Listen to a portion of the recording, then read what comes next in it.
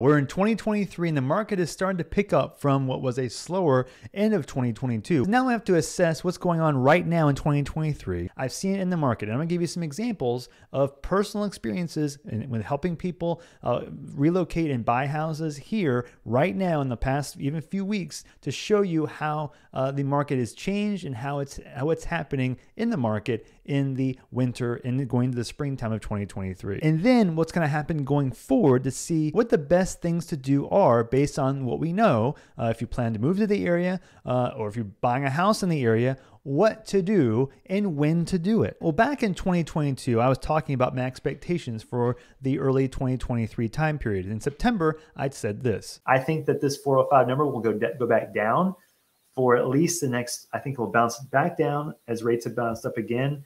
Probably, I think we'll see a surprise. We'll see this go down into probably the upper like 395-ish range if I was to guess. I was targeting 390.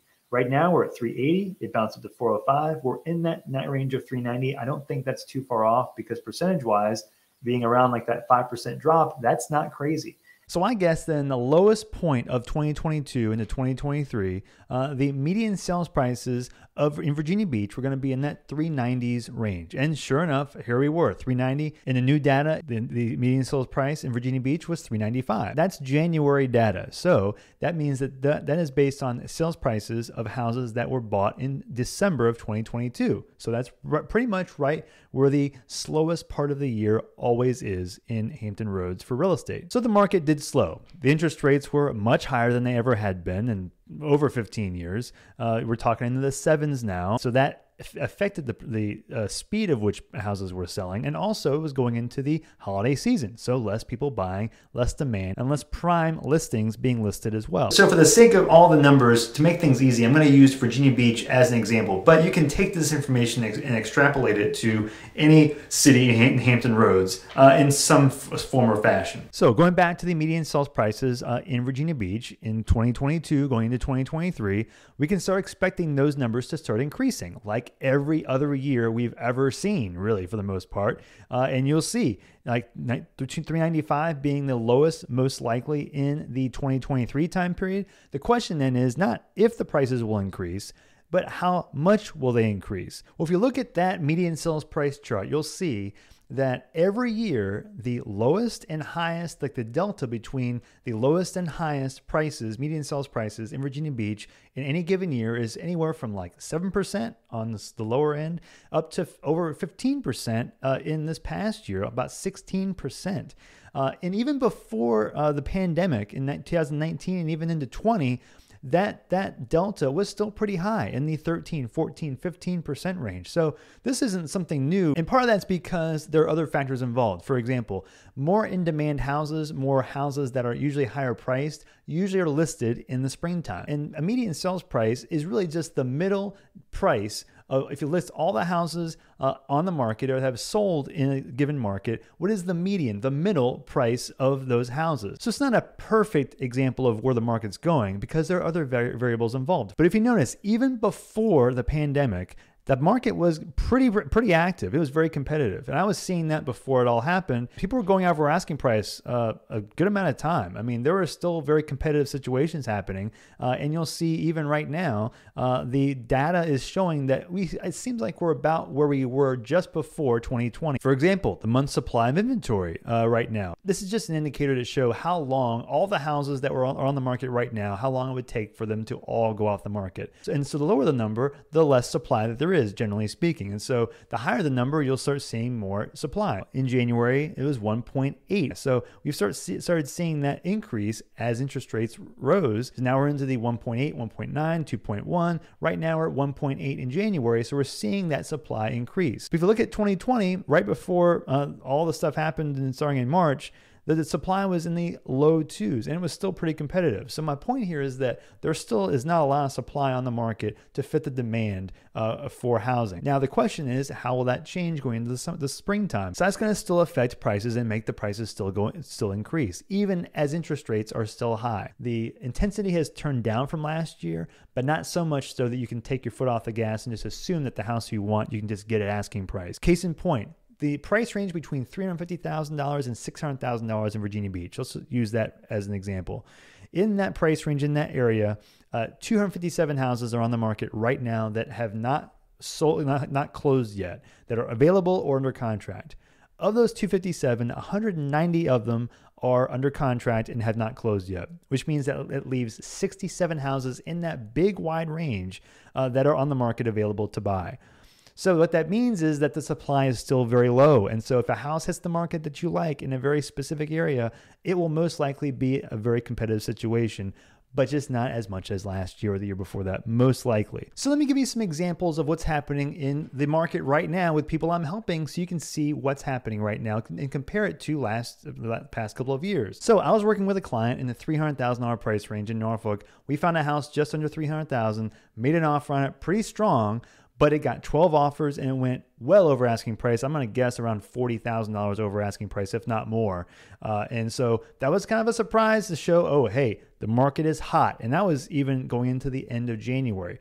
In Williamsburg, in February, I've been working with a client. We got the house, had about 5 offers, and we got it $7,000 over asking price. Another example in Virginia Beach, a house just recently, priced in the low 400s, we got it $16,000 over asking price, and they had several offers as well. Another good example is I was working with a client in the peninsula. We've been going after a house listed over $1 million. That one we've been able to negotiate down. I listed a house in Norfolk in the low 700s. That one got multiple offers as well and sold over asking price. Houses are still very competitive. If there's a very good listing, if it's an in-demand spot, it's going to go over asking price most likely, and it's going to be multiple offers, and you get to be really competitive and also bring the same tools, the same things that you may have thought about last year or the year before that, the types of things that help you get an offer accepted, the strategies. Still use those things. You just might not need to use them in as strong a fashion. So a house that may have had 15 offers last year might only have 6 or 5 or 7 this year. Houses that may have had 10 offers last year might only have 3 or 4 or 5 this year. While the market has changed since the end of last year when it was slowing down, it has picked up. It hasn't been to the same degree and the same intensity of last year. So knowing that, what do you do? Should you buy now? Should you wait and buy in the summertime? Should you wait until the fall or not buy at all? So let's go through 3 different examples and see what options are best based on different scenarios that could come up. So number 1 is if you're planning to buy right now, like meaning in the springtime, for example. Let's just use 6.75% as an example right now, give or take. That's about where interest rates might end up. And so if you're buying a house right now at $400,000 at 6.75% interest, that mortgage payment a monthly is going to be $25.94.39. So now, let's just say, okay, well, let's just see if we should wait until interest rates drop, and maybe we'll just get something as things settle down a little bit in the summertime. That probably means that the price is going to be a little bit higher. And I think this year, just as a fast forward, I think the median sales price will increase, I'm going to say around 9%. So we'll use that as an example for the number, 9% higher than what it was previously before the end of the year. Well, that 9% brings you to a $430,000 purchase price, just over. Well, if those interest rates drop, but the prices increase, that means in this case, your payment would be $2,578.07. Now, I personally think that rates will continue to drop even more. I think they might go into the 5s before the end of the year. It could even be before that, but I'm thinking conservatively by sometime in the end of the year, it'll be in the mid 5s possibly, is my guess. Well, if that happens, and the prices start going down a little bit from the highest of the year, now we're talking something different. Now we're saying that maybe the prices go down to like the 410, 415 range, and interest rates are down into the 5.5% range. Well, let's just use 410 as an example and 5.5% interest. Well, if you have those two, if you're paying 5.5% interest for $410,000, that monthly payment is $2,327.93. So that's about a $200 difference in payment per month. The question for you is it worth it waiting an extra 5 months, 3 months, 8 months in an Airbnb or a short-term rental or rental to see what the market does in order to get a house that's cheaper? Because one thing about houses is that it's not just about the payment. It's not just about the cost. While it's important, it's also about, do you like the house that you're in? And is the house that you find worth it to go after at any point in time? If the situation works for you and the price works, I would say go for it. If you have time to wait, I think there is a window of time to get the best price later on in the year, end of summer, mid to late fall into the early winter time of next year, as I am guessing that the interest rates will still drop some. But if you're buying now, if you have to buy now, or if the time is right for you right now, I still would say be ready to be aggressive. But right now, the benefit could be that if you get the house right now in the higher sixes interest rate range, and it does drop into the fives, it might be enough to justify refinancing, and you may have just gotten the best of both worlds, not having to pay the highest price at the peak and also getting the cheapest interest rate possible for the given year. And it might drop even further. All this is really dependent too on what city you're looking for. If you're looking in Virginia Beach, it's going to be probably the most competitive. If you're looking in, for example, Williamsburg, York County, it's going to be pretty competitive, especially in certain school districts. And if you're going into places like Portsmouth and Norfolk, you might find that there's a little bit more opportunity to get a better price and less competition, depending on where you go. And if you're buying right now, I would definitely approach this in a very aggressive way, because I think people are still thinking in the mindset of, oh, I can kind of lay low a little bit and see what happens. If you have the mentality of being ready to strike, you will get the house you want and not have to pay as much as maybe someone else might have to in a couple of months when they are now reacting to the change of market as we get into the springtime. I help people all the time relocate to the area. I have my contact information in the description. You can email me, call me, text me, and I'll do whatever I can to help you relocate to the area. And I will see you on the next video.